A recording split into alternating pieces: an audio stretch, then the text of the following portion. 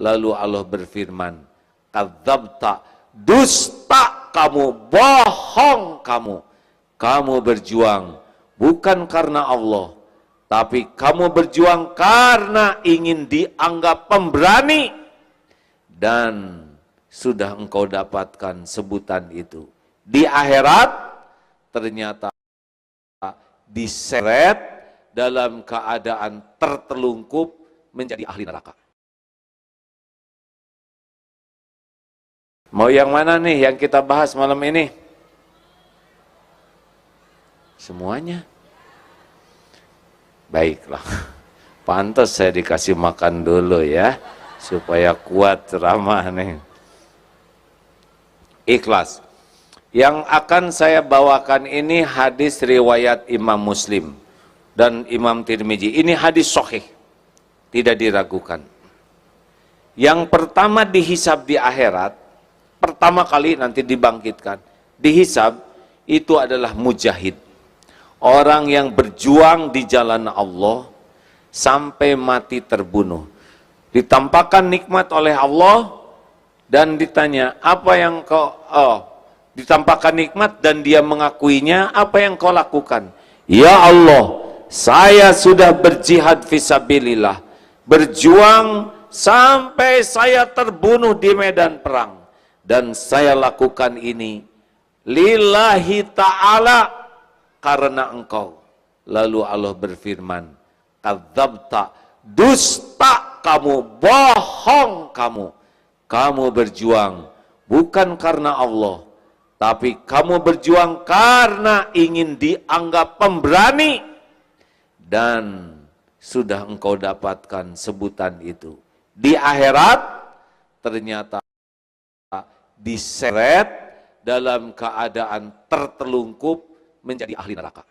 Dengar ini hadirin, tidak kurang perjuangannya untuk Islam, tidak kurang pengorbanannya, dia sampai mati di medan perang. Tidak kurang pengakuannya, dia ngomong tuh lillahi ta'ala. Tetapi Allah tidak bisa dibohongi. Wa huwa alimum bidatis sudur. Allah tahu isi hati.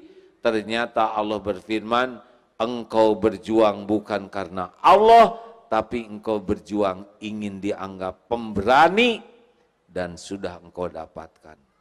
Ternyata sehebat apapun berjuang, sehebat apapun berkorban, bahkan sampai mati walaupun mengakui, tapi hatinya sibuk mencari kedudukan di sisi makhluk, sirna amalnya. Jelas hadirin? Bukan kurang perjuangannya, bukan kurang pengorbanannya, bukan kurang pengakuannya, yang kurang cuma satu saja. Apanya? Hatinya. Lebih senang dengan pujian manusia daripada ingin diterima amalnya oleh Allah. Pegang ini hadirin, ini mutlak. Kalau saya baca hadis ini serius sekali. Mengapa? Karena yang kedua dihisab adalah yang belajar agama dan mengajarkannya, seperti Ustadz Abdul Somad, Ustadz Adi Hidayat, Ustadz yang lain. Ya, pasti agim. Saudara nggak kuat ya, saya pengen dihisab yang kedua. Belajar agama dan mengajarkannya, belajar Quran dan membacanya. Ditampakkan nikmat, dia mengakuinya. Apa yang kau lakukan? Saya sudah belajar agama dan saya dakwahkan, saya belajar Quran dan saya baca lillahi ta'ala, ya Allah. Ngakunya karena Allah, tapi Allah yang maha tahu isi hati yang tidak pernah bisa dibohongi siapapun berfirman, kadzabta, dusta kamu. Engkau belajar agama dan berdakwah karena ingin disebut alim, orang berilmu.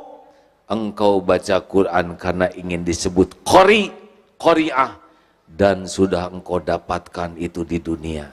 Di akhirat diseret itu ke dalam neraka. Tidak kurang ilmunya, tidak kurang dakwahnya, tidak kurang bacaan Qurannya, yang kurang satu saja. Apanya? Niatnya. bukan mencari keridhaan Allah, tapi cari pujian manusia. Hilang itu semua pahala. Dan yang terakhir adalah orang yang dermawan, sedekah kemana-mana. Ketika ditanya, apa yang kau lakukan? Saya sedekah. Apapun yang kau cintai, saya sedekah. Kadzabta, dusta kamu. Engkau sedekah karena ingin disebut dermawan, dan sudah engkau dapatkan pujian itu. Dan ternyata diseret ke neraka. Bukan kurang sedekahnya, yang kurang cuma satu saja. Apanya? Niatnya. Lebih sibuk ingin pujian manusia, lebih sibuk ingin kedudukan di sisi manusia. Kenapa Allah begitu marah? Karena dia menggunakan amal hak Allah, tapi untuk dipuji manusia. Bu, mana yang bahaya? Wanita ingin kelihatan cantik, atau wanita ingin kelihatan solehah? Mana yang lebih bahaya? Jawab.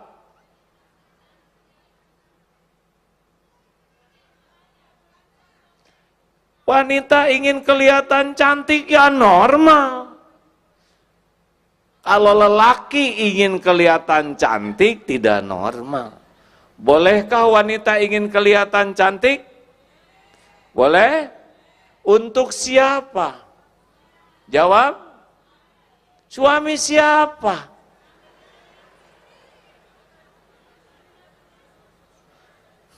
Si bapak langsung ketawa, ya. Karena bapak jadi saksi, ya.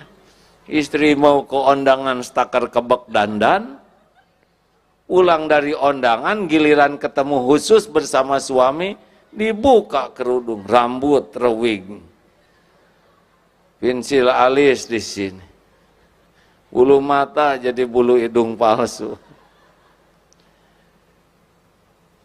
Hadirin, kalau ingin kelihatan cantik masih urusan dunia, tapi ingin kelihatan solehah sudah pakai amalan akhirat.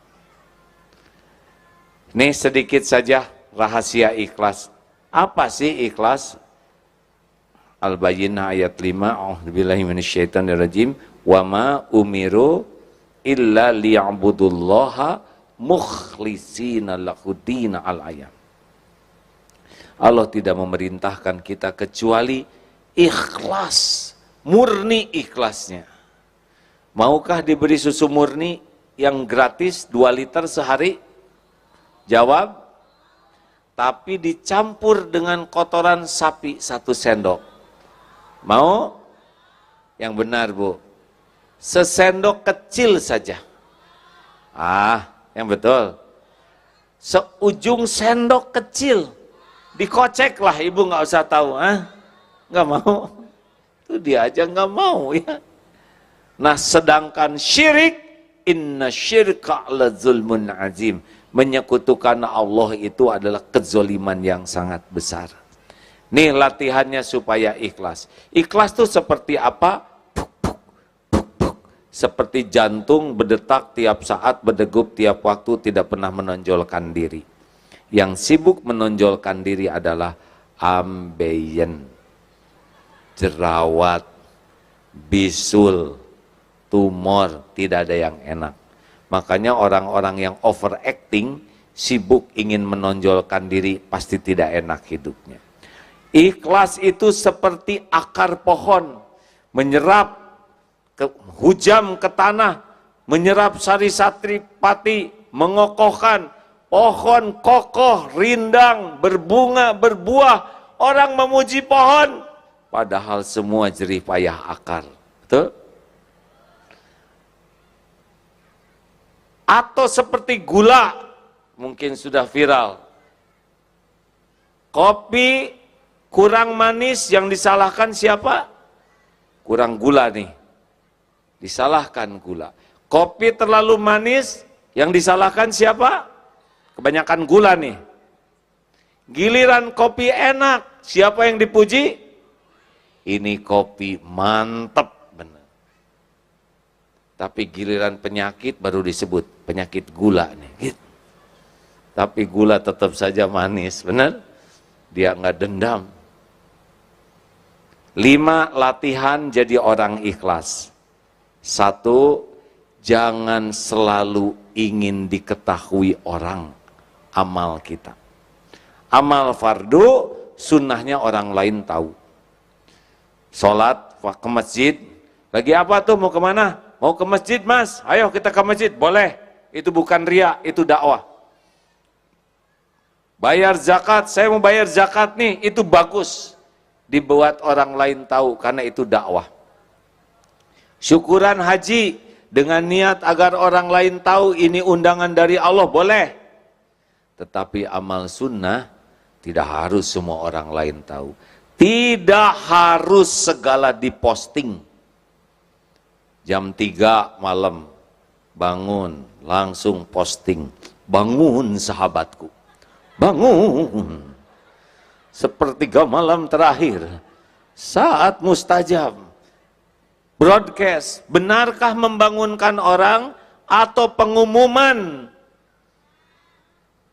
ingin dianggap ahli tahajud, sedang dia sendiri tidak sholat, karena terus saya buka WA. Sahur, posting, thread, selamat saum Senin Kemis sahabatku yang baik. Ingatlah hanya Allah yang tahu. Setret. Baca Quran, Allahu Akbar, Allahu Akbar. Ya Allah, hanya dengan pertolonganmu, walaupun tanggal 16 sudah 20 juz, cetret. Kenapa diumumkan? Orang-orang yang sibuk dengan postingan, padahal amal-amal yang tidak harus orang lain tahu, ciri-ciri itu. Belajar merahasiakan amal sebagaimana merahasiakan aib. Punya aib tidak? Ditutup-tutupi. Harus ada amal yang kita tutup-tutupi. Kalau semua amal diketahui orang, berarti memang sibuk dengan penilaian orang. Boleh ada yang diketahui, tapi lebih banyak amal sunnah yang tidak diketahui. Di TV Malaysia pernah terlihat ibu-ibu sholat duha. Sedang sholat duha bersama anaknya yang SD. Telepon bunyi, kering. Dek, ibu sedang apa? Sedang sholat duha, bu. Aduh, bahagia. Allah Akbar. Karena tetangga jadi tahu. Selesai sholat, anak baik, anak pinter, ibu sayang. Karena bahagia, tetangga jadi tahu. Suatu saat sholat maghrib, sholat asar, 5:30. Sedang sholat, telepon bunyi.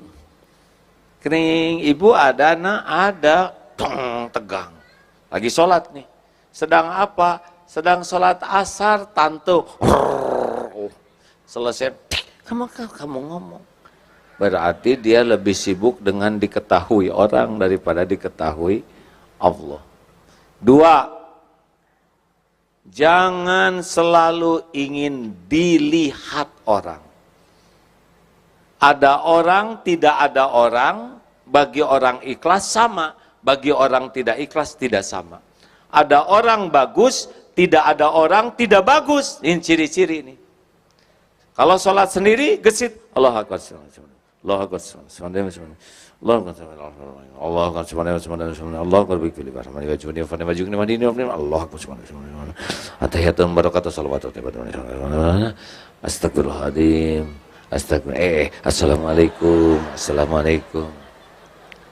Tidak ada orang, gesit tangkas. Giliran ada orang, Allahu Akbar. Bismillahirrahmanirrahim. Allah subhanallah, cukup nih, udah agak lama ya, udah agak lama nih, cukup ya. Sami Allah, acting. Lagi sholat sendiri tahajud, sedih, tapi ada suami, ya Rob, tolonglah keluarga kami. Air mata dibiarkan mengalir, padahal itu sisa menguap. Tapi diatur supaya ini acting, gak diterima. Hati-hati, ada orang, tidak ada orang, sama atau tidak. Kalau ada orang baik, tidak ada orang tidak baik, ciri-ciri itu. Tidak ikhlas. 3, ciri latihan yang ketiga adalah jangan ingin dipuji, jangan takut dicaci. Dengar ya, kalau dipuji semangat, tidak dipuji tidak semangat, dicaci patah semangat, pasti bukan karena Allah. Karena orang ikhlas, puji, caci, ember jatuh sama. Hanya getaran udara yang merambat ke telinga. Kalau dipuji dipuji semangat, tidak dipuji tidak semangat, dicaci patah semangat, pasti karena mulut orang dia berbuat. Bu, Pak, saya sudah nyobain takdir dipuji-puji, udah gitu ada takdir dicaci maki, udah. Demi Allah nih saya bersumpah ya, dipuji rame-rame, dikagumi rame-rame, dihormati rame-rame, jauh lebih bahaya dibanding dicaci maki rame-rame. Karena kalau kita sudah menikmati pujian, edik, nagih, pengen dipuji terus, dan itu pasti letih orang yang senang dipuji. Kenapa? Karena orang tidak mungkin semuanya menyukai kita. Luqman Hakim membawa anaknya, nak ke pasar, siap beh, bah, ayo kamu naik. Anak naik, bapak nuntun. Sampai ke sebuah bukit, orang lihat, ini anak kurang ajar nih, ha? Masa dia naik, bapaknya nuntun, gak tahu sopan santun nih anak. Salah. Anak turun, bapak naik. Sampai bukit kedua, ketemu lagi sekelompok orang, ini si bapak tega. Masa dia naik, anak nuntun, gak punya perasaan. Salah. Bapak naik salah, anak naik salah. Kalau gitu berdua. Naik berdua. Sampai bukit ketiga, ketemu dengan sekelompok orang. Ini manusia tidak berperi kekeledaian. Keledai satu dinaikin duaan, zolim. Salah lagi. Akhirnya turun dua-duanya, dituntun sampai pasar. Kata orang pasar, ini orang blow on, punya keledai nggak dinaikin. Begitulah. Kata bapaknya, nak sini, itulah manusia. Kalau hidupmu hanya ingin dinilai dan dipuji manusia, persiapkan dirimu letih sepanjang waktu, sengsara sepanjang hayat. Karena manusia pasti beda-beda.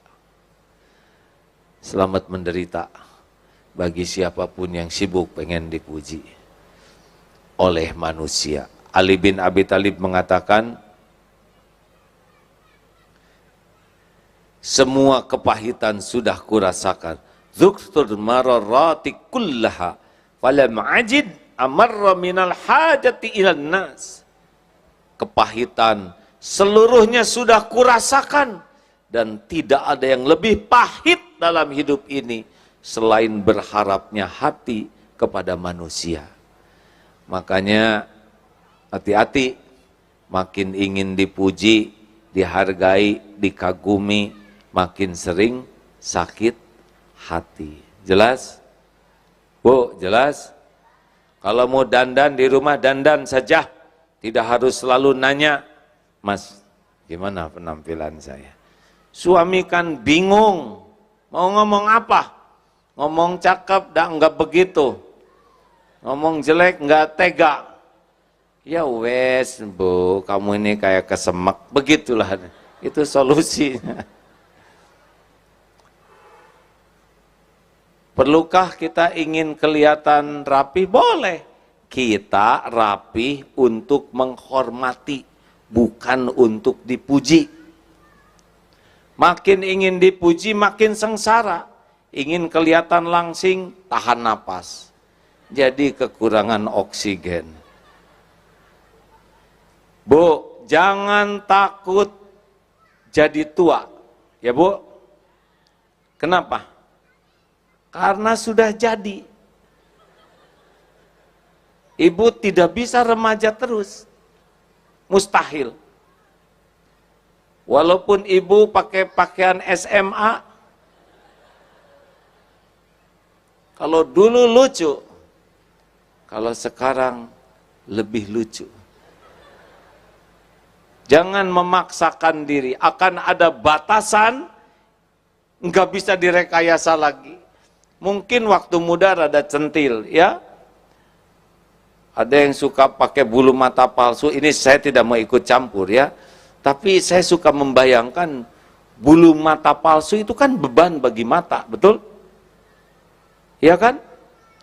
Standarnya bulu yang ini dikasih beban bulu mata palsu. Kalau di dunia lelaki itu seperti pakai barbel, Bu. Tiap kedip begini, siap-siaplah satu ini berotot, atau kalau sudah tua kelelahan otot.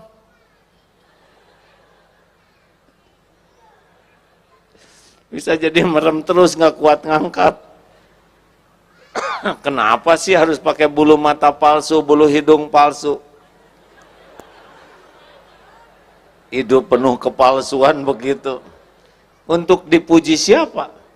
Mau dipuji Allah, gak mungkin pakai kepalsuan. Ya, just the way you are. Apa artinya? Dilarang merokok. 4. Jangan ingin dihargai. Makin ingin dihargai, makin sakit hati. Jangan rasa spesial. Saya ini orang penting. Saya ini orang berjasa. Saya ini orang, makin ingin dihargai, makin sering sakit hati. Orang yang menuntut dihargai, biasanya yang tidak punya harga. Iya kan? Yang tidak ada harganya ingin dihargai. Yang punya harga bisa menghargai. Hadirin sekalian, mengapa kita dihargai orang lain saat ini? Penyebabnya cuma satu, karena Allah masih menutupi aib, dosa, kejelekan, dan kekurangan kita. Benar? Benar? Kenapa A'agim Abdullah Gimnastiar diundang ke sini dan didengar oleh saudara-saudara? Tahu sebabnya? Sebab Allah Subhanahu wa Ta'ala yang Maha tahu siapa orang ini yang sebenarnya masih menutupi aibnya, dosanya, kekurangannya, kejelekannya, sehingga saudara mau dengar. Daripada kita sibuk menikmati pujian, lebih baik kita sibuk dengan apa yang Allah tahu tentang kita. Itulah tekniknya, supaya kita tidak tamak terhadap penghargaan orang. Hati-hati hadirin. Saya cerita sedikit ya. Saya ini takdirnya anak prajurit. Ayah saya seorang tentara, perwira tentara TNI. Bisa membayangkan betapa beratnya jadi seorang komandan. Karena komandan di tentara ataupun di polisi pasti dihormat, sebab bawahannya dilatih dan digaji untuk menghormat.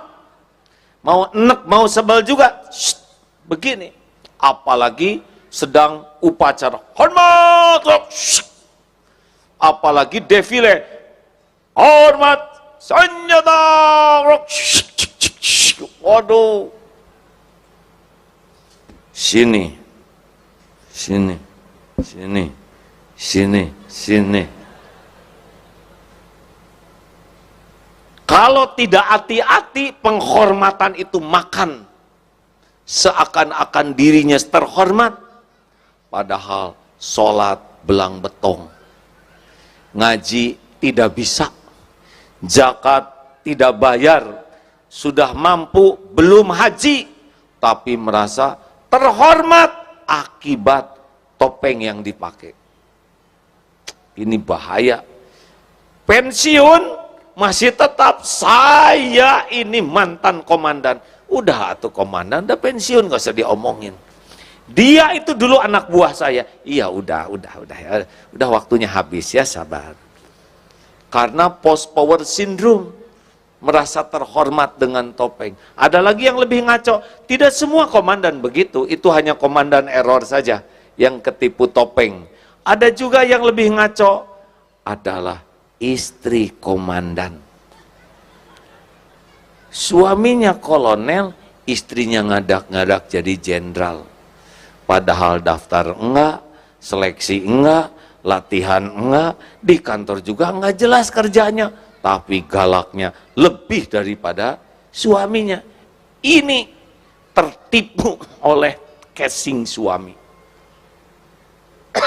Kamu mengganggu rumah tangga saya, hah? Ini suami saya, waduh galak. Pernah lihat yang di airport, kemudian seorang istri pensiunan jenderal yang marah-marah nggak mau diperiksa? Apa salahnya diperiksa, ya kan? Oh, ini adalah ciri-ciri orang yang tamak terhadap penghargaan. Udah mah bukan dirinya yang jenderal, suaminya juga pensiun. Kenapa istri lebih galak? Tertipu oleh ingin dihargai. Ada yang lebih ngaco lagi, anak komandan. Di sekolah nilainya butut, kelakuan jelek, tapi galaknya lebih dari ayahnya. Nah, inilah ilustrasi seseorang yang tertipu oleh ingin dihargai. Jelas Pak Rektor? Berat ini. Pak Profesor, waduh berat. Pak Rektor, sama Kiai. Padahal di sisi Allah belum tentu seperti apa yang diketahui orang lain. 5. Jangan ingin dibalas budi. Ulangi. Jawab atuh hadirin. Jangan ingin dibalas budi. Lakukan, lupakan. Lakukan, lupakan. Lakukan, lakukan. Perlukah kita mengingat-ingat jasa baik kita? Jawab. Enak tidak kalau kita ingat jasa kita? Hati jadi bahagia atau jadi nyesek? Jawab. Kalau kita mengingat jasa kita, hati jadi bahagia atau jadi gelisah? Jadi enak atau tidak enak? Nah, itu ciri-ciri salah tuh. Perlukah kita menyebut-nyebut jasa baik? Perlu tidak? Tes. Mas. Coba bicara sama bojomu. Benar gitu? Perbojoan. Heh istriku, aku ini suamimu loh. Padahal istrinya udah tahu. Aku ini suamimu. Aku yang membanting-banting tulang. Memeras-meras keringat. Ini rumah aku yang siapkan untuk kalian, hah? Kalian pakai dempul, lipstik, apa itu aku yang beliin. Kalian makan segala dikunyah, jalan kuliah, aku yang siapkan. Jalan-jalan pakai mobil tak beliin, bensin aku yang siapkan. Saya nih suamimu yang berjuang untuk kalian. Dengar ya, kalau ada suami berbicara begitu, bagaimana perasaan ibu?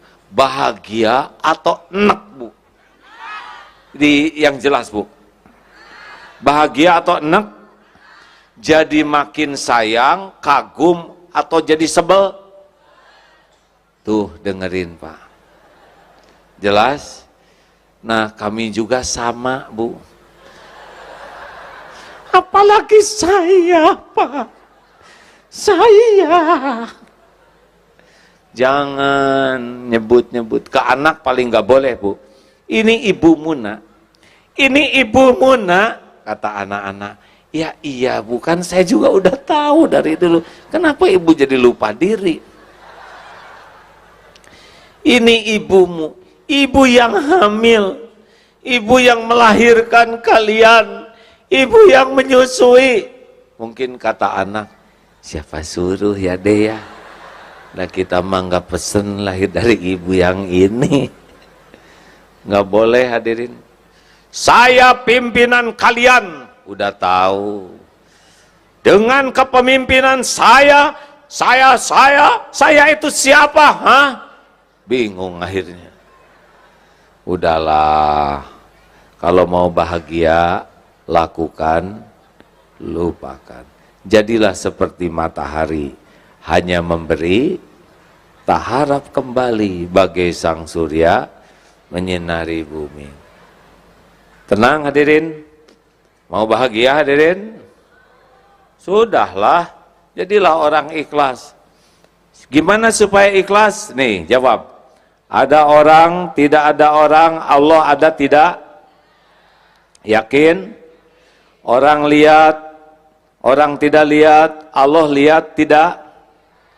Orang tahu, orang tidak tahu, Allah tahu tidak? Apakah setiap perbuatan disaksikan oleh Allah? Apakah setiap amal disaksikan oleh Allah? Yakin? Yakin? Apakah setiap amal ada balasannya? Ada balasannya? Ada balasannya? Mungkinkah ada yang kelupaan Allah membalas? Mungkinkah ada yang terlewat? Mungkinkah ada yang tertukar? Mungkinkah ada yang meleset? Mungkinkah ada yang bisa menghalang-halangi balasan dari Allah? Faman ya'mal mithqala dzarratin khairan yarah wa may ya'mal mithqala dzarratin syarran yarah. Sekecil apapun perbuatan kita, baik buruk, pasti kita akan lihat balasannya. Nah, inilah sebetulnya rahasianya hadirin. Kenapa orang bisa ikhlas? Karena yakin waqafa billahi syahida. Cukuplah Allah yang jadi saksi.